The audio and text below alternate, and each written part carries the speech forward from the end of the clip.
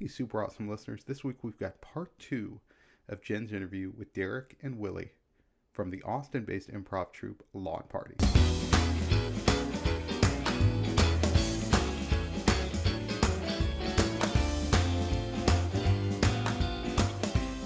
Well, I have a song for both of you, or a question for both of you. I'm sorry, before we transition over to Willie's songs. And this is like the question that I've been dying to ask. So I think I wrote it whenever I sent you guys over some questions that may come up. But if licensing wasn't an issue, what song would you love to write a sketch around? Derek, I'll start with you if that's okay. But like, is Okay, there yeah. something that you can think of? Like, tell me. I think I have one just because it's top of mind because it's a good karaoke song. It's Okay. one of the world's weirdest songs. It's Stacy's Mom. Okay. Yeah. Ah, Bowling for Soup. Is that who sings that? Yeah, it's Fountains of Fountains Wayne. of Wayne. Yeah. Fountains of Wayne. Yeah, yeah. Stacey's mom has got Weird it going song. on. Yeah. So my thought for a sketch is it's like a PTA meeting with all the other parents trying to like get control of what's happening to their kids in relation to Stacy's mom. Um, I would look at it from the lens of the other parents and maybe the jealousy that some of them have.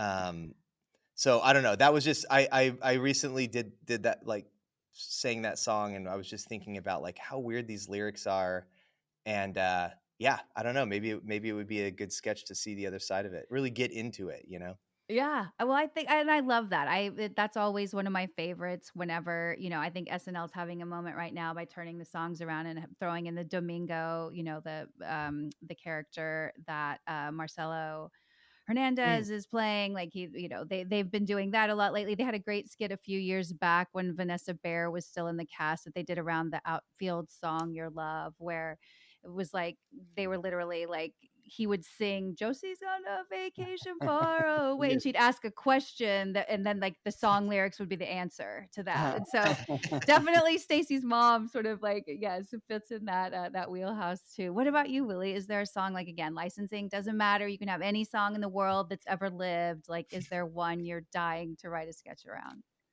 I would say if you want to destroy my sweater by Weezer, because I feel like there's something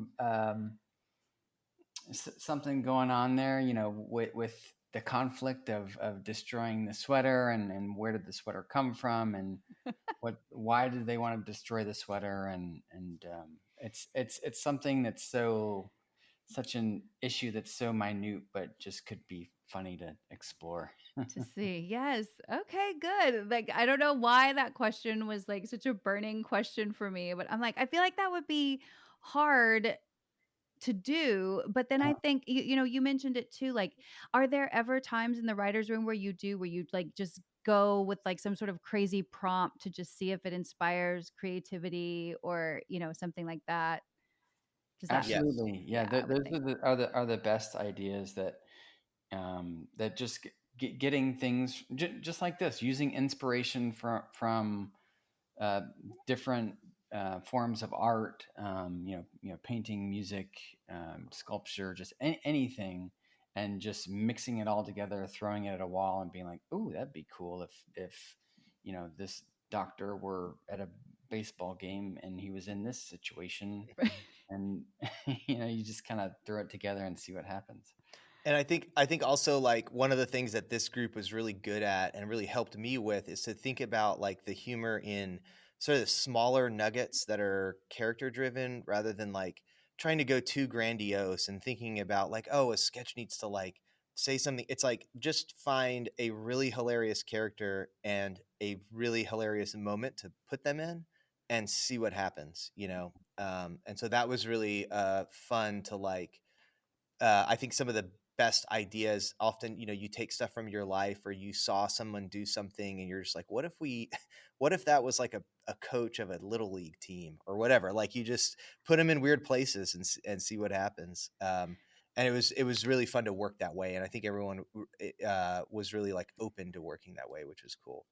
Well, and your cast is so great at reacting. I'll say that too. Like, most of the three skits have a main character, if you will, in them, but the rest of the cast, they're constantly doing something. They're constantly in the scene, even though they're not speaking or there's not dialogue per se. Like the reactions and the choices that they made in terms of blocking and things like that were just so on point to me. I felt like I was curious about what everybody was doing, not just the person that was speaking. And that's hard too, I think, especially when you're watching comedy, because you're automatically drawn to the person that's telling jokes. But the cast is so good at reacting and just having little moments within the sketches that I've just found myself being drawn to everybody. There wasn't one person that ever stole focus. And that's why I kept coming back to, like, this feels so collaborative. These feel like friends. They feel like they've been working together forever. It feels like there's so much trust, so much respect. Nobody was showboating.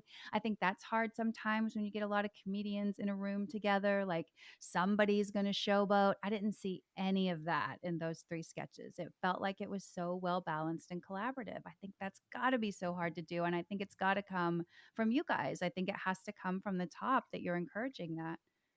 I think the Yeah. improv plays into it too, because like we're open to, like, we want to be open to anyone's ideas, and we try to go to script, and then we try to have fun with the script and play with variations. But I think what you were saying, Jen, about, because these everyone on the cast is like used to listening and having to listen because they don't know what's coming next. And I think that really helps performance, because they literally are living that moment, even if it's the 14th take or whatever. So yeah, it's I appreciate though that you noticed that, and that's definitely something that we were hoping to achieve with each of these sketches. Yeah, Yeah. and one of the main sort of the core values that we had started out with when we were in the writers' room is grounded and relatable. Mhm. So even though some of the characters are kind of a little outrageous, we wanted something about them to be relatable, something about the situation to be able to use those reaction shots to really make make the audience feel like um, they've been there. They Yeah. understand they can feel what it would feel like to be in the room. Mm-hmm. So that was a big one. Yeah, good point. Yeah. Yeah. Well, and the skits are so relatable, like every single one. Like, you're like, oh, yeah, yeah. That's so, like, I mean, in some ways, not specific. I'm thinking of the safe AI at the Yeah, workplace. I'm like, that one's a little, but I mean, just like the whole meeting, though, like it felt like yeah, a meeting. It felt like those trainings we've all had to sit in, and then it takes a hard left. And that's the best kind of comedy where you're like, oh, I think this is going to be about one thing, about a boring office meeting training that we've all been in. And then, you get surprised with this really hilarious skit. So I think that, again, the cast, I mean, I could do a whole episode just about the cast. I think that they are brilliant. I don't know. Again, I know you said it was one of the toughest things that you had to do, to cast the show, but you nailed it. These performers are so good. So good. Every single one of them. And like I said, different, interesting, easy to watch, collaborative. Like, cannot say enough great things about the cast. Awesome. I couldn't agree more. Thank you. Yeah. Well, all right. We're going to transition over to Willie's picks now. So, Willie, please tell me what your first song was, and will feature as track 3 on our playlist. yeah. So that my choice was an easy one. It was Castle Door by Grandmaster, and they are a local band.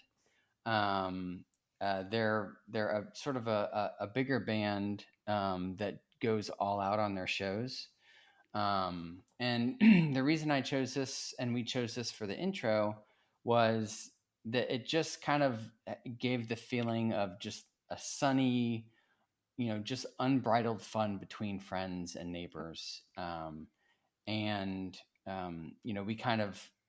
we use the intro to show just a little weird quirk in everyone's personality, and I think this track does a lot with that. It's just fun, worry free, and it kind of uses that fun to build up that this is like going to be a great.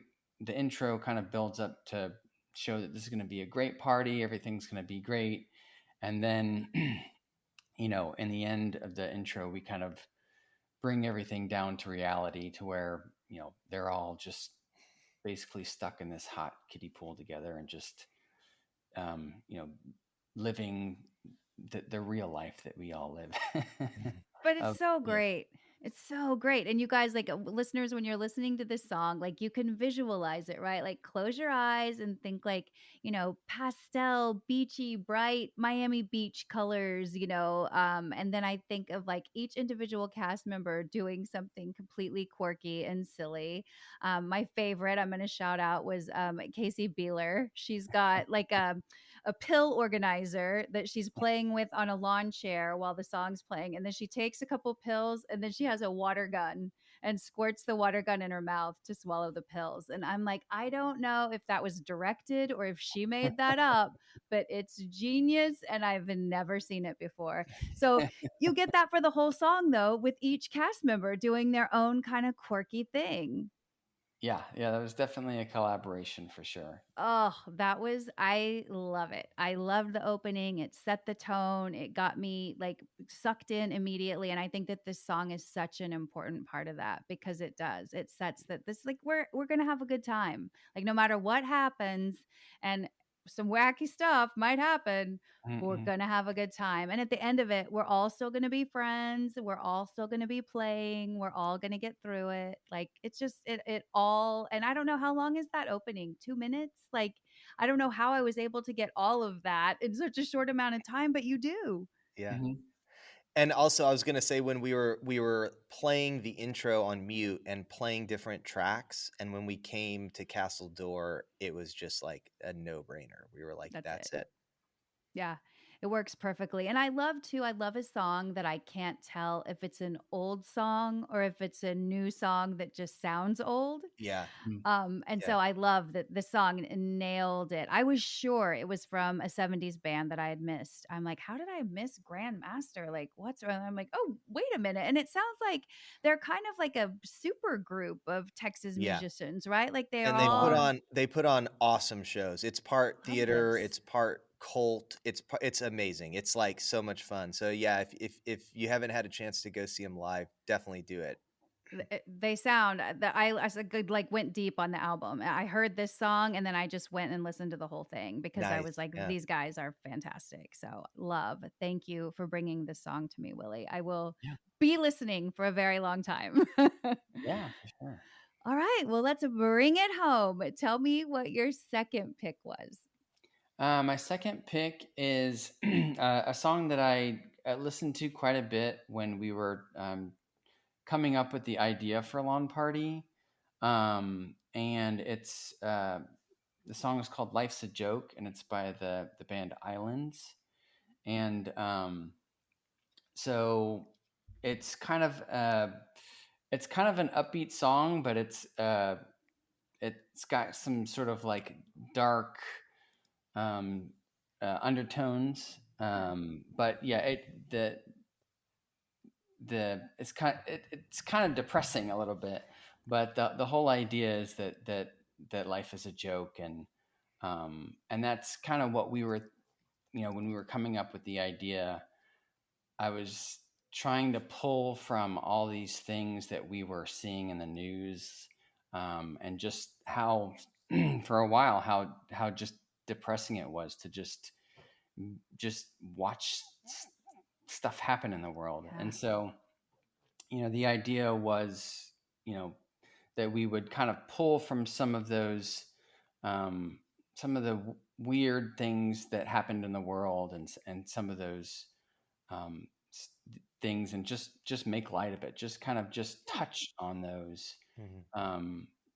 So that was But that. Yeah. you don't ever veer into like super dark territory, and I love that too. Like I was a little bit worried too whenever I started to engage, like sit down and watch the pilot, and I was like, oh, I hope it's not super like I don't want to say I hope it's not political. Like I'm not afraid of that, but I just didn't want it to be only about like news or how crazy things are right now, blah blah blah, and it wasn't at all. It's Yeah. very like moments from life that are super relatable. And so I think that this song definitely worked on, like, it works as an inspiration track for what you guys are doing, because it's so weird and funny and interesting. And I think that there are parts of life that are dark, like you can't have light without it, right? Mhm. So we kind of have to acknowledge that. And I think sometimes, at least for me, I try and maybe shy away a little bit from the dark because I don't want to go there. But then I have to remind myself, like, then I can't have the light because they have to coexist. And so we talk about that a lot, like songs that have like an upbeat sound but depressing lyrics, or dark lyrics. And this one does qualify. It sounds really upbeat, but then it has lyrics like "one day you're up, the next day you lay down and croak," which I Mhm. love actually.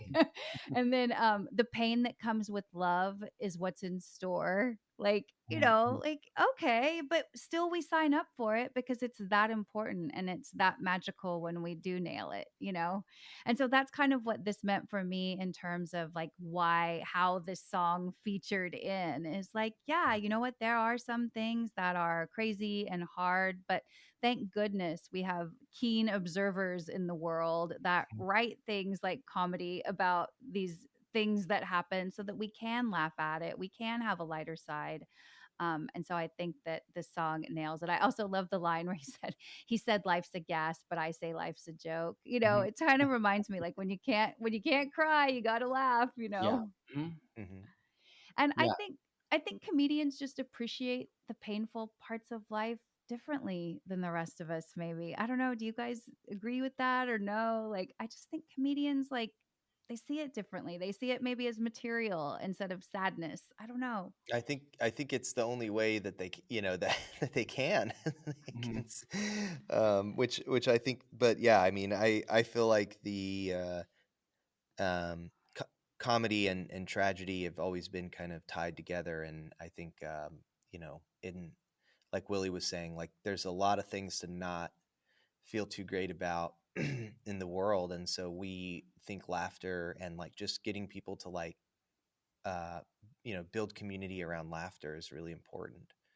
um Yeah. Yeah, comedy is a great just blocking mechanism for all the some of those dark things. But it's a good way to kind of you know pinpoint just some of those things and make light of them so they're easy to digest and sort of think about from another point of view. mhm. Um, Was it hard to know how far you could push it? Or was it like, were there some cast members or writers that were like, no, we can take this another step further? And where it was like, "Ooh, no, maybe we need to dial it back." Or, I'm sure there are those conversations happening, but was that ever like a hard line, or like, were there times where you're like, yeah, we're not going to go there, let's back it up, like you think you've got something but then maybe not. I think in the beginning, some of the stuff that I wanted to write was a little bit more towards like some stuff was political Mm, and a little bit more on the nose and the crew kind of brought me back to reality and been like, well, it has to be funny. yeah. And we can say something and we can make a statement, but the audience has to come come with that instead of us telling them that. So they've done a really good job at kind of helping us just make it comedy first, and then the audience can take their little nuggets home. Yep. And I think that that's like, I will say that again, just to reiterate, like it is lightness, it is a funny, it is friendship. Like those are the themes that I pull out of it. Like, and it's smart. It's the production value is high. The sketches are on point. They're relevant. They're funny.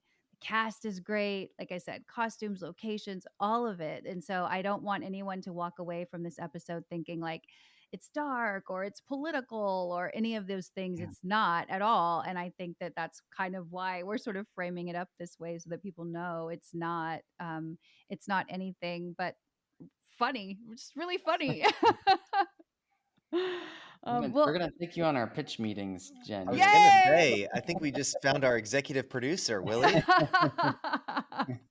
Well, I am, like I said, I'm selfishly having you guys here because I want to see this thing go, because I am so excited and would definitely be a big fan and supporter whenever Lawn Party is a regular feature here in Austin.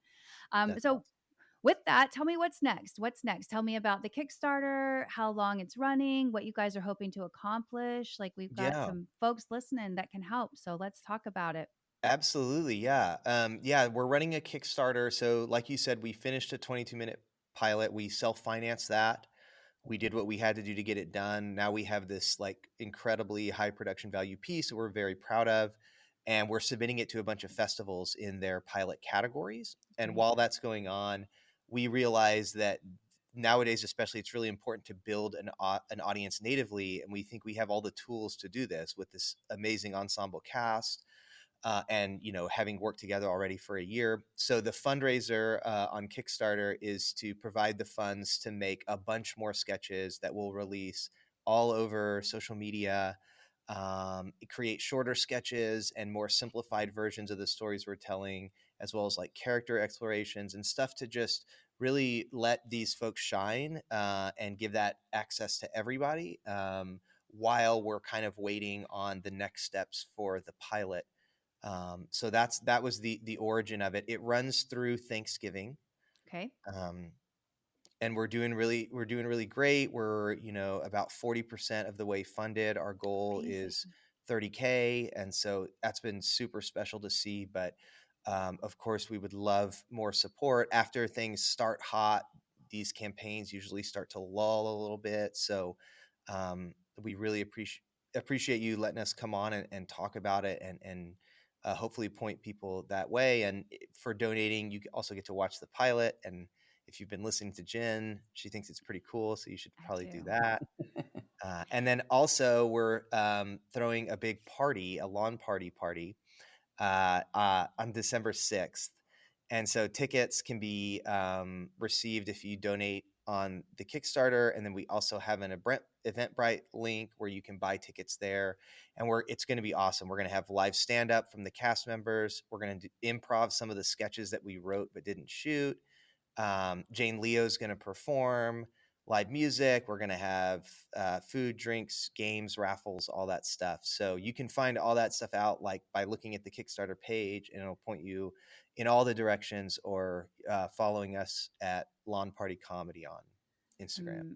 Amazing. And I'll shout all this out again too in the outro and spell things for everybody. But I just wanted you guys to kind of give everyone a lay of the land of what's going on with the show. And yes, I am so excited for these cast members to get out and like have everybody see them. I know they're all working actors and performers, but they like the way they have collaborated or come together. These people that you've put together in this very specific way are so, I'm sure that they are all amazing on their own, but together, the cast. I just can't stop raving about the cast. I loved every single one of them. Derek, Willie, thank you guys so much for joining me. I am fangirling out over here, but I love sketch comedy. And I think Austin is such a cool place filled with so many talented folks. And I'm really glad that you brought some of the best together to create Lawn Party. So, listeners, if you believe in supporting local independent film and television, please visit their Kickstarter. You can simply go to Kickstarter.com and search for Lawn Party. And you can also follow their progress on Instagram at Lawn Party Comedy. That's LAWNPARTYCOMEDY. Definitely, if you have the time and the means, stop by their Kickstarter before Thanksgiving, so that I can go see a live show. Guys, come on. Join the party.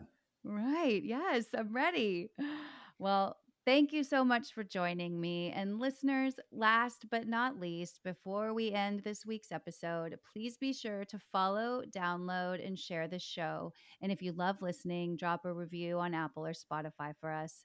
I'll be back next week with an all new episode. Until then, to stay informed on all things Super Awesome Mix and what are you listening to, you can also follow us on Instagram at Super Awesome Mix.